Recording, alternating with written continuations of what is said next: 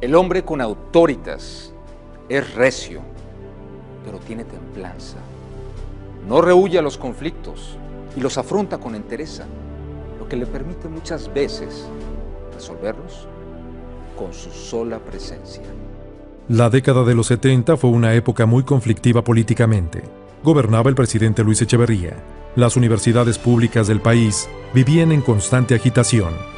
Fue una época de la universidad convulsiva, crítica. Universitarios radicales asaltaron las instalaciones de la Facultad de Medicina y del Hospital Universitario. Era una pugna entre una nueva corriente que se había formado alrededor del 68 y el gobierno federal, que se reproducía en muchos lados. Y había muchos conflictos, obviamente, en la Universidad de Nuevo León. Estaba por terminar, porque renunció, lo recordamos, el licenciado Eduardo Elizondo, que había decidido hacer autónomo a la universidad. Ya como única salida para su actividad política, decide que la universidad sea autónoma y decreta la ley orgánica, la primera ley orgánica de la autonomía, porque hubo 3. Hace la primera ley y dispone que sea el Consejo Universitario y las juntas directivas las que nombran rector. Y el rector que nombra el consejo fue el rector Oliverio Tijerina, quien dura más o menos 9 meses como rector. Al poco tiempo, 9 meses, al gobierno, el gobernador dice: voy a hacer otra ley, y pasa a otra ley que está muy olvidada, pero hubo una ley orgánica donde el número de miembros era una especie de ONG, eran un cierto número de la CROC, otros de la CTM, de la Cámara de Comercio, de la Cámara de la Industria. Ese conjunto de personas, buenas todas, probablemente la mayoría buenas, bien intencionados, pues no saben qué hacer. Nombraron, por cierto, de rector a un teniente coronel, un médico teniente coronel, Treviño Garza, don Arnulfo Treviño Garza. Lo nombran rector, no, duró como 15 días. Esa ley obviamente fue muy repudiada localmente y muy repudiada por así convenir a otros intereses nacionalmente. No era para tanto, pero como quiera se hizo un batidero nacional. Al nivel de que llegó el señor secretario de Educación, el licenciado Bravo Aguja, a Monterrey, que se instala en Monterrey a negociar con todas las partes para volver al cauce, lo cual no le fue fácil. Total, se decide en el Distrito Federal, hablo seguramente de la Presidencia de la República, que se derogue esa ley y se haga otra ley orgánica. Esta es la tercera en esta vuelta. Ya son autonomías las 3. La tercera es la actual. No se le ha quitado ni se le ha puesto una coma. En donde la diferencia más importante es que ahora hay una Junta de Gobierno. Esa es la nueva ley. Y tiene en este momento el interés de recordarse que no la decretó Elizondo. Elizondo renunció para no publicarla. El Congreso Estatal lo saca adelante. La iniciativa no fue del licenciado Elizondo, sino que entra por diputados. En una sola noche sale y le dicen: fírmala, o sea, públicala. Y el señor prefiere renunciar. Y se fue. Entra el licenciado Luis M. Farías inmediatamente después, y él sí la publica, obviamente. Y es la ley actual. Y si hemos de hablar de cuál le dio estabilidad a la universidad, pues la actual. Los hechos son muy evidentes. Sí, el rector ya era Ulises ahora, ¿verdad? El doctor Ulises, el ingeniero Ulises Leal. El ingeniero Ulises Leal tiene, para meter presión, forma otra escuela de medicina, a la cual se llamó Las Anexas. La escuela tenía que cerrarse, me refiero a blindarse para poder seguir siendo facultad. Sin embargo, en ese momento inclusive estuvo 6 meses cerrado el hospital universitario. Sí, el hospital estuvo totalmente, se separó la facultad del hospital. Nosotros tomábamos las clases en la facultad y no podíamos ir al hospital. Estaba un bando, en las aulas de la escuela tomábamos las clases, ahí se nos otorgaba la cátedra y no podíamos ir al hospital.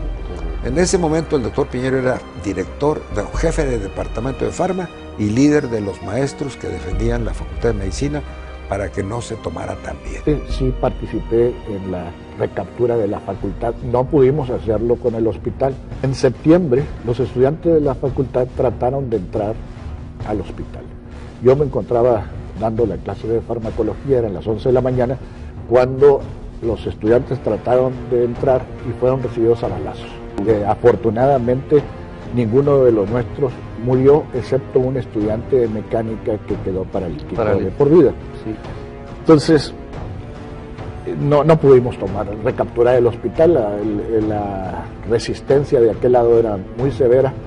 Nosotros, tampoco ellos pudieron tomarnos la facultad. Nosotros nunca usamos armas de fuego, ellos sí, nosotros usábamos canicas. Y hizo uso de su capacidad de geometría y puso en vértice los escritorios contra las puertas y no pudieron contra la geometría y no pudieron abrir la puerta a pesar de que eran 40 o 50 afuera. De manera, y él estaba dentro. Alfredo es miembro de la Junta y es de los que sobreviven. Y le toca nombrar tanto al rector Lorenzo de Anda como al rector, bueno, no a él, a ser parte, 6. Nunca se, no sé, hay 11 hasta cuando Luis Todd es rector.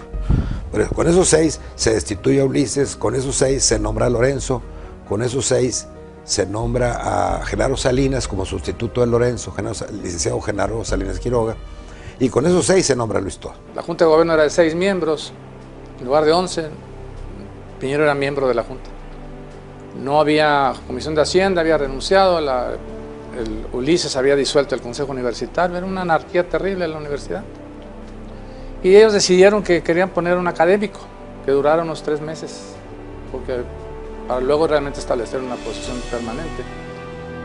Y Alfredo, que era miembro de la Junta de Gobierno, entretuvo el proceso con su forma particular de lo que él llamaba la lógica de lo absurdo, diciendo, no, aquí necesitamos una gente radical, no como mi compadre Luis, sino necesitamos una gente fuerte como Gartechea, que ponga en orden las cosas. Entonces me citaron aquí en la casa por la calle Padre Mier, citaron a Román Garza Mercado, que fue mi otro competitor.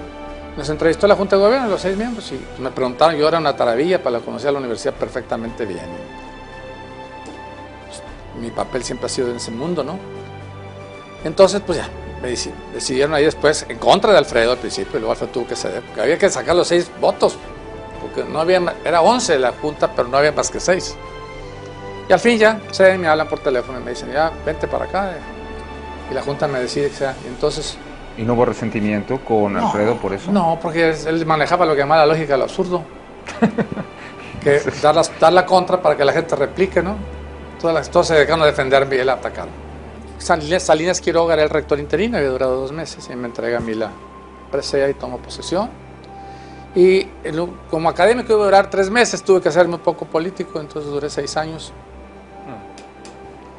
Ni modo, mi trabajo fue, junto con mucha gente, atenuar, calmar, conciliar, negociar, sacar a la universidad de esa enfermedad de la violencia, pues la universidad es pensamiento, no es violencia. Y en ese momento es cuando se empieza el rescate de la universidad y es el momento en el que nace esa famosa bata blanca. El mito de la bata blanca. El mito de la bata blanca. Éramos el coco de cuentos de bebé políticos que se asustaban con el mero nombre de la bata blanca. Éramos un mito. Pero fuimos distinguidos con ese apodo, con ese mote. 4. El doctor Piñero, el doctor Todd, el doctor Amador Flores Arechiga y yo. Y fue un asunto de ser médicos los 4 y en su momento haber tenido actividades de política universitaria. Debe de verse la diferencia entre esta universidad y otras. Las circunstancias políticas eran las mismas. Nosotros no seguimos el mismo camino en esta universidad. Y creo que una parte del no haber seguido ese mismo camino fue la acción política y estratégica de la ya denominada bata blanca. Fue una época muy interesante porque fue la transición entre el romanticismo histórico y el maniqueísmo plástico que caracteriza a la juventud actual. Somos los últimos guerreros del romanticismo histórico universitario. En 1979, antes de cumplir 1 año como director, la Honorable Junta de Gobierno nombró al doctor Alfredo Piñeiro López rector de la Universidad Autónoma de Nuevo León. Otra vez de nuevo, la bata blanca o Alfredo en lo particular se ve enfrentado a que hay todavía mucho desorden. En una ocasión en que debía ir a la preparatoria número 8 para asistir a la toma de posesión del nuevo director, le dijeron que no asistiera porque los estudiantes estaban amotinados para impedirle la entrada al plantel. Se veía que tenían palos y cosas por el estilo, piedras, y entonces los vimos, ¿verdad?, a la distancia, pero el doctor dijo: yo me voy a bajar primero y después se baja usted, Mireya. Y así fue. Entonces llegamos a la puerta de la escuela, que estaba ahí el grupo, vamos a decirse, muy tenso.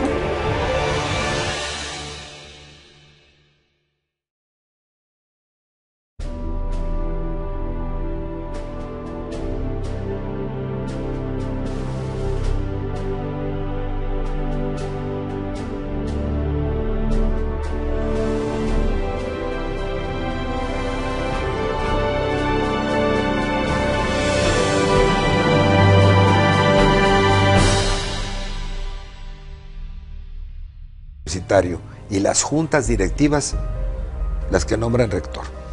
Y el rector que nombra el consejo fue el rector Oliverio Tijerina, quien dura más o menos 9 meses como rector. Al poco tiempo, el hombre con autoritas es recio, pero tiene templanza. No rehúye a los conflictos y los afronta con entereza, lo que le permite muchas veces resolverlos con su sola presencia. La década de los 70 fue una época que había decidido hacer autónoma la universidad. Ya como única salida para su actividad política, decide que la universidad sea autónoma y decreta la ley orgánica, la primera ley orgánica de la autonomía, porque hubo 3. Hace la primera ley y dispone que sea el Consejo Universitario. Muy conflictiva políticamente. Gobernaba el presidente Luis Echeverría. Las universidades públicas del país vivían en constante agitación. Fue una época de la universidad convulsiva, crítica. Universitarios radicales asaltaron las instalaciones de la Facultad de Medicina y del Hospital Universitario. Era una pugna entre una nueva corriente que se había formado alrededor del 68 y el gobierno federal, que se reproducía en muchos lados.